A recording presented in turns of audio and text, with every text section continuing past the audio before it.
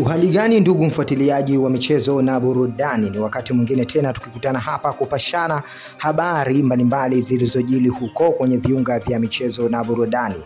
Jambo la msingi la kukwambia ni kwamba klabu ya Yanga hivi sasa iko very well, yani iko moto kweli. Mashabiki pamoja na wadau wengi wanaoshabikia Yanga wanaonyesha nia njema kwa klabu yao na kuendelea kuipa nguvu kwa support kubwa. Taarifa zimekuwa ni za namna tofauti kutokea klabuni Yanga, lakini hata hivyo pia wadau pamoja na mashabiki wamekuwa wakisubiri kwa hamu taarifa, lakini pia habari mpya kutoka kwenye klabu na uongozi wa Yanga.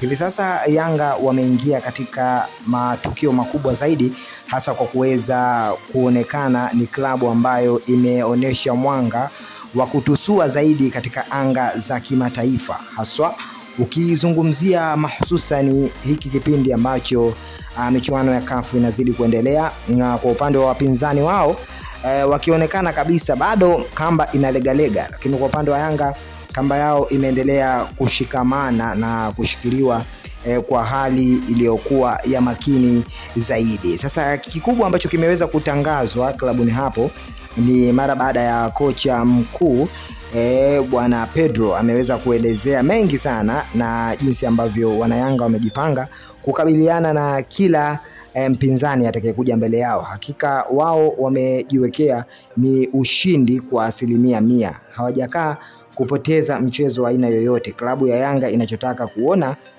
wanawafurahisha na kuwaweka mashabiki katika hali za kutokuwa na kuchanganyikiwa, kwa sababu sasa hivi mashabiki wamepitia hali za utofauti kulingana na matokeo ambayo yanatoka. Watu wanatarajia kuona ile timu ambayo wanaishabikia iwe inafanya vyema na si vinginevyo. Sasa klabu ya Yanga wametangaza kwamba wananchi wajipange kuhakikisha kwamba kila kitu kinaenda kukaa katika mlango wake na kinakaa sawa.